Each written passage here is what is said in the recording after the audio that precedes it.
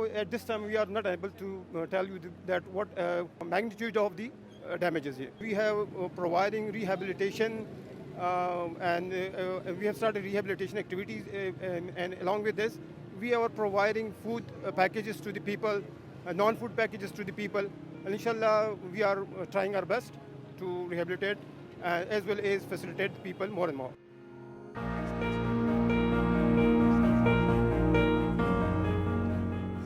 We had a lot of valuables in our house. My mother's jewelry, my father's savings, everything was flooded. We lost everything. I saw many people carried away in the flood.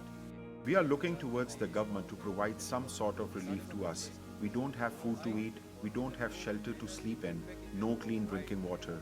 I urge the world to come save us.